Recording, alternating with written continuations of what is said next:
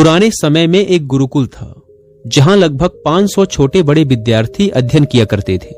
गुरुकुल काफी बड़ा और प्रसिद्ध था, इसीलिए दूर दूर से बच्चे यहां अध्ययन के लिए आते थे। उसी गुरुकुल में शाश्वत नाम का एक विद्यार्थी भी रहता था जिसकी उम्र लगभग 18 वर्ष थी। हालांकि शाश्वत बुद्धिमान, मेहनती और एक होनहार बालक था, लेकिन वह गुरुकुल में अपने प्रदर्शन और प्रगति से खुश नहीं था। उसे हमेशा यह लगता था कि वह उतना अच्छा नहीं कर पा रहा है जितना वह कर सकता है। उसे हमेशा अपने अंदर कमी महसूस होती थी और वह दूसरे विद्यार्थियों से अपनी तुलना करता रहता था। उसके मन में हमेशा एक ही प्रश्न चलता रहता था कि मैं अपना सर्वश्रेष्ठ कैसे बन सकता हूँ। अपने इसी प्रश्न को लेकर एक दिन वह अपने गुरुकुल के प्रधान गुरु के पास पहुंच जाता है और उन्हें प्रणाम कर उनसे कहता है, गुरुदेव, मैं जब भी किसी काम को अपने हाथ में लेता हूँ तो कुछ दिनों बाद या तो उस काम से ऊब जाता हूँ या फिर वो काम मुझे शुरू से ही बोझ लगने लगता है और उसके बारे में सोच सोच कर मैं तनाव से भर जाता हूँ। मैं किसी भी लक्ष्य को तय करने के बाद उसके परिणाम के बारे में ही सोचता रहता हूँ और डरता रहता हूँ और फिर ज्यादातर लक्ष्यों को बीच में ही छोड़कर वह करने लगता हूँ जो करना मुझे आसान लगता है और इसी वजह से आज तक मैं कोई भी महत्वपूर्ण लक्ष्य हासिल नहीं कर पाया हूँ। गुरुदेव, कृपया मेरा मार्गदर्शन करें। अपने शिष्य की पूरी बात को ध्यान से सुनने के बाद गुरु ने शांत शब्दों में कहना शुरू किया, क्या तुमने कभी सोचा है कि क्यों कुछ लोग अपने काम में महारत हासिल कर लेते हैं जबकि बाकी लोग हमेशा संघर्ष करते रहते हैं? क्यों कुछ लोग हर काम को बिना किसी चिंता और तनाव के आनंद के साथ करते हैं जबकि दूसरे लोग जल्दी ही तनावग्रस्त हो जाते हैं? असल में इसकी जड़ें उनकी मानसिकता और अभ्यास के तरीकों में छुपी होती हैं और वह तरीका है परिणाम की जगह लक्ष्य तक पहुंचाने वाली प्रक्रिया का आनंद लेना, बिना इस बात की चिंता किए कि हम अंतिम लक्ष्य तक कब पहुंचेंगे। क्योंकि जब हम परिणाम की जगह प्रक्रिया का आनंद लेना सीख जाते हैं तब निपुणता अपने आप हमारी जिंदगी का हिस्सा बन जाती है। असल सफलता वह नहीं होती जो हमें मंजिल पर पहुंचने के बाद मिलती है, बल्कि वह होती है जो हमें सफर के दौरान महसूस होती है। निरंतरता, जागरूकता और अनुशासन, यह 3 गुण अगर हमारी जिंदगी का हिस्सा बन जाएं, तो हम किसी भी काम में निपुणता हासिल कर सकते हैं। लेकिन क्या यह आसान है? नहीं, क्योंकि हम में से ज्यादातर लोग तुरंत परिणाम चाहते हैं। हम परिणाम के पीछे भागते हैं, जबकि असली जादू प्रक्रिया में छुपा होता है। क्या तुमने कभी सोचा है कि जब हम किसी नए काम की शुरुआत करते हैं तो शुरुआती उत्साह धीरे धीरे कम क्यों हो जाता है? क्यों हम एक नए काम को सीखते सीखते ऊब जाते हैं या तनाव महसूस करने लगते हैं? क्योंकि हम परिणाम चाहते हैं और वह भी तुरंत। लेकिन जब वह परिणाम हमारी उम्मीदों के अनुसार जल्दी नहीं आते तो हम जल्द ही हार मान लेते हैं। यही मानसिकता हमें रोकती है, हमें भटकाती है और हमारे विकास के रास्ते में सबसे बड़ी रुकावट बन जाती है। जबकि असली सफलता का राज मंजिल में नहीं बल्कि यात्रा में छुपा होता है। लेकिन हमारा दिमाग हमेशा भविष्य में भागता रहता है। वह सोचता है कि जब हम अपने लक्ष्य तक पहुंचेंगे तभी हमें खुशी मिलेगी। तुम्हें प्रक्रिया का आनंद लेना सीखना होगा, क्योंकि यही असली विकास होता है। जब हमें मंजिल तक पहुंचने की बहुत जल्दबाजी होती है तो हम राह में होने वाली हर छोटी गलती को भी असफलता की तरह देखने लगते हैं। जबकि अगर हम मानसिकता को बदलें और सिर्फ उस पल में मौजूद रहें और सिर्फ अभ्यास पर ध्यान दें तो हमारा पूरा नजरिया बदल सकता है। इसे एक छोटे बच्चे के उदाहरण से समझो। जब कोई बच्चा चलना सीखता है तो वह गिरता है, उठता है, फिर गिरता है, लेकिन वह कभी हार नहीं मानता। उसे इस बात की चिंता नहीं होती कि उसे कितनी जल्दी सही तरीके से चलना आना चाहिए। उसके लिए हर गिरना भी एक सीखने की प्रक्रिया है और वह इसका आनंद लेता है। यही नजरिया तुम्हें भी विकसित करना है। जब हम कोई नया काम सीखते हैं तो अगर हम परिणाम को किनारे में रख दें और सिर्फ प्रक्रिया का आनंद लें तो हम उस काम में और ज्यादा बेहतर हो जाते हैं। लेकिन जब हम बार बार परिणाम के बारे में सोचते हैं तो वह काम हमें बोझ लगने लगता है। हमारी सबसे बड़ी गलती यह होती है कि हम जल्दी परिणाम चाहते हैं, जबकि हर बड़ी चीज समय और धैर्य मांगती है। अगर तुम किसी भी चीज में निपुण बनना चाहते हो तो तुम्हें प्रक्रिया से प्यार करना सीखना होगा। हर अभ्यास सत्र को ऐसे देखो जैसे वह खुद में एक संपूर्ण अनुभव हो। जब तुम कोई किताब पढ़ो तो हर पेज का आनंद लो, ना कि यह सोचो कि तुम कितनी जल्दी पूरी किताब खत्म कर सकते हो। जब तुम व्यायाम करते हो तो हर दिन व्यायाम का आनंद लो, ना कि सिर्फ इस बात पर ध्यान दो कि तुम्हारा शरीर कितनी जल्दी बदल जाएगा। निपुणता हासिल करने के लिए धैर्य और वर्तमान में उपस्थित रहना 2 सबसे जरूरी शर्तें हैं। जब हम किसी भी काम में पूरी तरह डूब जाते हैं तभी हम उसे गहराई से सीख पाते हैं। असल में लोगों की पूरी जिंदगी परिणाम केंद्रित समाज में बीतती है। पढ़ाई में हमें अच्छे अंक चाहिए, नौकरी में जल्दी तरक्की चाहिए और व्यक्तिगत जीवन में भी हर चीज को परिणाम के नजरिए से देखा जाता है। लेकिन क्या तुमने कभी सोचा है कि इस दौड़ में हम किस चीज को नजरअंदाज कर रहे हैं? हम उस प्रक्रिया को भूल जाते हैं जो असल में हमारी उन्नति का सबसे बड़ा स्रोत होता है। हमें अपने दिमाग को परिणाम की जगह प्रक्रिया पर केंद्रित होने का अभ्यास कराना होगा। लेकिन यह आसान नहीं है, क्योंकि बचपन से ही हमें यही सिखाया जाता है कि सफलता का मतलब होता है परिणाम को मापना। अगर कोई विद्यार्थी है तो उसे कितने अंक मिले, अगर कोई गायक है तो वह कितनी जल्दी किसी धुन को सीख पाया, और अगर कोई व्यापारी है तो उसने कितनी जल्दी लाभ कमाया। लेकिन चमत्कार तब होगा अगर हम अपना पूरा ध्यान परिणाम से हटा लें और सिर्फ प्रक्रिया में पूरी तरह डूब जाएं। जब हम सिर्फ परिणाम पर ध्यान देते हैं तो हम वर्तमान में नहीं होते। हम या तो अतीत में फंसे रहते हैं कि पिछली बार तो मैं असफल हो गया था, या भविष्य की चिंता में डूबे रहते हैं कि क्या मैं इसमें सफल हो पाऊंगा। लेकिन जब हम सिर्फ प्रक्रिया का आनंद लेते हैं तब हमारा मन शांत और एकाग्र रहता है। सोचो, अगर एक बच्चा चलना सीख रहा हो और हर बार गिरने पर यह सोचे कि मुझे तो चलना ही नहीं आएगा, तो क्या वह कभी चलना सीख पाएगा? नहीं ना। जब हम परिणाम की चिंता करते हैं तो हम आत्मसंदेह और तनाव से घिर जाते हैं। हम अपनी प्रगति पर संदेह करने लगते हैं और दूसरों से अपनी तुलना के जाल में फंस जाते हैं।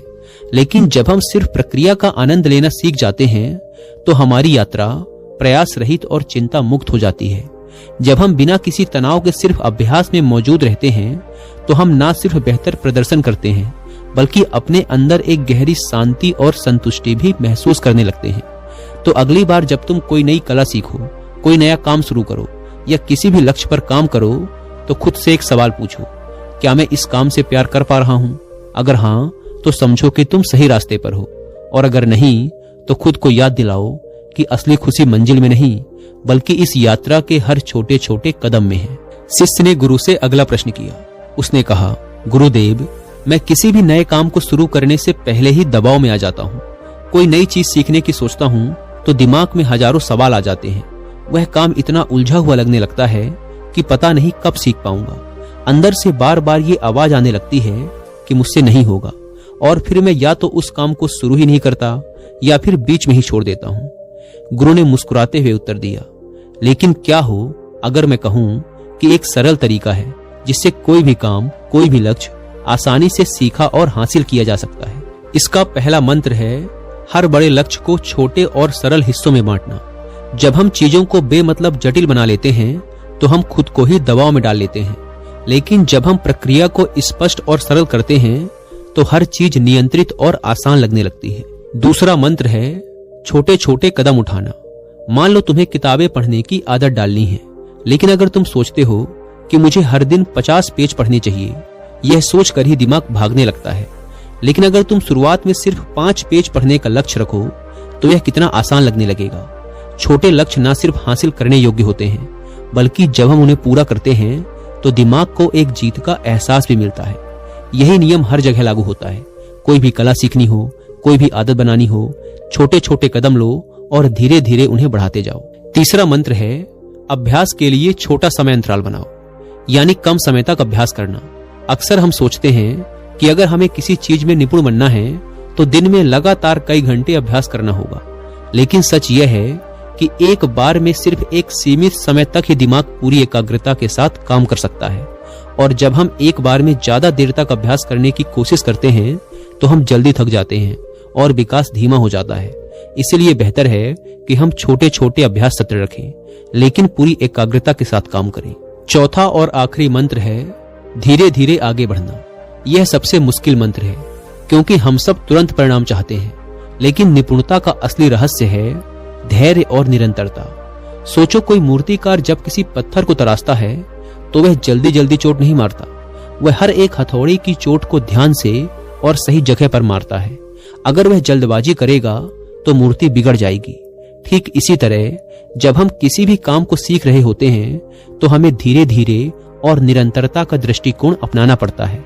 धीरे धीरे और ध्यान से पूरी एकाग्रता के साथ अभ्यास करने से न सिर्फ हमारी प्रगति बेहतर होती है बल्कि हम उस यात्रा का आनंद भी ले पाते हैं। शिष्य ने गुरु से अगला प्रश्न किया। उसने कहा, जब भी मैं किसी नए काम को सीखने की कोशिश करता हूँ तो मेरे अंदर दो तरह की आवाजें चलने लगती हैं। एक वह जो मुझे शांत और धैर्यवान रहने के लिए कहती है, और दूसरी वह जो लगातार संदेह करती है, मैं यह सही से कर रहा हूं या नहीं, क्या मैं कभी इसमें निपुण बन पाऊंगा, या यह तो बहुत मुश्किल है। इस तरह की अनेक बातें मेरे दिमाग में चलने लगती हैं। गुरु ने कहा, यही वह सोच है जो हमें अभ्यास के दौरान बेचैन बना देती है और हमारी प्रगति को धीमा कर देती है। लेकिन दो ऐसे तरीके हैं जिससे तुम अपने दिमाग को पूरी तरह शांत और एकाग्र रख सकते हो। पहला है समभाव और दूसरा है दृष्टा भाव। जब हम कोई नई चीज सीखते हैं या किसी मुश्किल परिस्थिति से गुजरते हैं तो हम अक्सर खुद को भावनात्मक प्रतिक्रिया करते हुए पाते हैं। अगर कोई चीज हमारी उम्मीद के अनुसार नहीं होती तो हम हताश हो जाते हैं, और अगर हम गलती करते हैं तो हम खुद पर संदेह करने लगते हैं। और यहीं पर काम आती है समभाव की मानसिकता। समभाव वह स्थिति है जहां हम किसी भी परिस्थिति का बिना भावनात्मक रूप से विचलित हुए उसका सामना करते हैं। इसका मतलब यह नहीं है कि हम भावनाहीन हो जाएं, बल्कि यह है कि हम अपनी भावनाओं को नियंत्रण में रखें और अपने काम को आवेग की बजाय जागरूकता से आगे बढ़ाएं। सोचो, अगर तुम ध्यान कर रहे हो और अचानक कोई बाहरी आवाज तुम्हारा ध्यान भंग कर देती है, तब एक सामान्य प्रतिक्रिया होगी चिड़चिड़ा जाना। ओ, यह आवाज क्यों आ रही है? लेकिन अगर तुम उस आवाज को सिर्फ सुनो बिना कोई प्रतिक्रिया किए तो क्या होगा?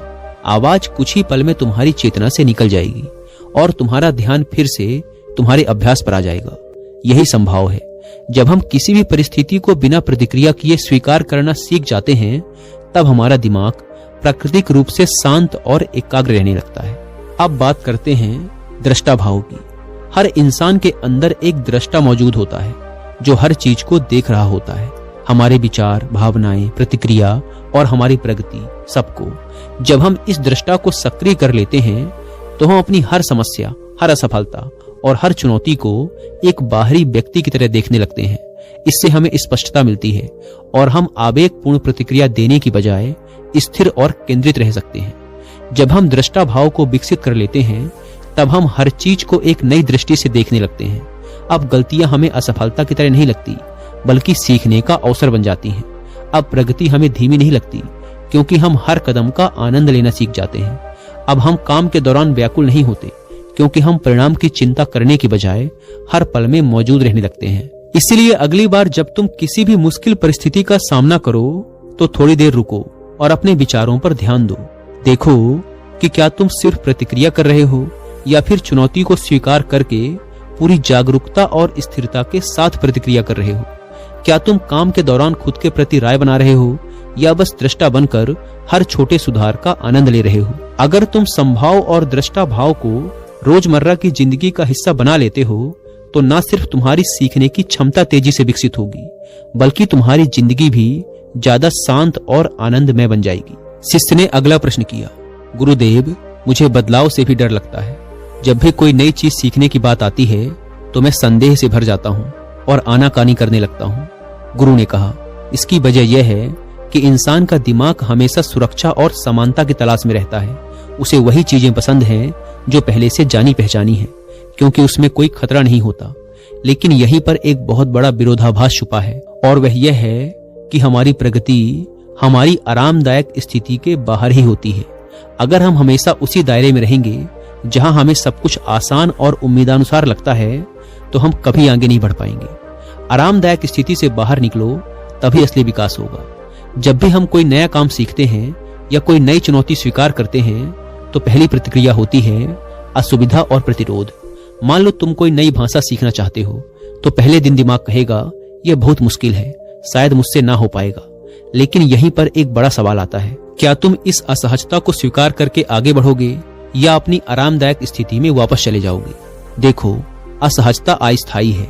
यह संकेत है कि हमारा दिमाग और शरीर किसी नई चीज को अपनाने की कोशिश कर रहे हैं। जब भी हम अपने सुविधा क्षेत्र से बाहर जाते हैं, हमारा दिमाग इसका विरोध करता है। लेकिन अगर हम धीरे धीरे इस प्रतिरोध को पार कर लेते हैं तो वही चीज जो पहले मुश्किल लग रही थी धीरे धीरे आसान लगने लगती है। यह ठीक वैसा ही है जैसे पहली बार व्यायाम करते समय शरीर बहुत दुखता है, लेकिन कुछ हफ्तों बाद वही घंटे भर का व्यायाम आसान लगने लगता है। हमारी सबसे बड़ी समस्या यह है कि हम सुविधा क्षेत्र से बाहर निकलने को ही संघर्ष मानते हैं, लेकिन इसे संघर्ष की बजाय एक रोमांचक यात्रा की तरह देखो। जब भी तुम कोई नई चीज सीख रहे हो तो खुद से यह मत पूछो कितना मुश्किल होगा, बल्कि यह पूछो आज मैं अपने पुराने दिनों से कितना बेहतर बन सकता हूं। यही मानसिक बदलाव तुम्हें हर चुनौती को एक नई ऊर्जा के साथ स्वीकार करने में मदद करेगा। एक और बड़ी गलती जो हम करते हैं वह यह है कि हम खुद पर शंका करने लगते हैं। अगर हम कोई नया काम शुरू करते हैं और उसे सही से नहीं कर पाते तो हम सोचने लगते हैं शायद मैं इस चीज के लिए बना ही नहीं हूं। लेकिन क्या कोई बच्चा पहली बार चलते ही दौड़ने लगता है? नहीं ना, वो गिरता है, संभलता है, फिर गिरता है और धीरे धीरे बिना सोचे समझे चलने लगता है। यही प्राकृतिक रूप से सीखने की प्रक्रिया है। लेकिन जैसे जैसे हम बड़े होते जाते हैं हम असफलता को बुरा मानने लगते हैं, जबकि असल में हर असफलता एक कदम होता है श्रेष्ठता की तरफ। संक्षिप्त में कहें तो आराम छोड़ो और असहजता को अपनाओ। जब भी कोई चीज मुश्किल लगे तो उसे इस नजरिए से देखो कि यही वह कदम है जो तुम्हें आगे ले जाने वाला है। जब भी तुम्हारा दिमाग कहे यह मेरे लिए बहुत मुश्किल है तो खुद से कहो अभी मुश्किल है लेकिन समय के साथ आसान हो जाएगा।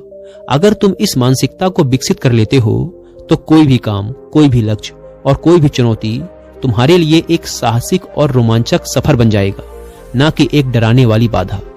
इतना कहने के बाद गुरु मौन हो गए।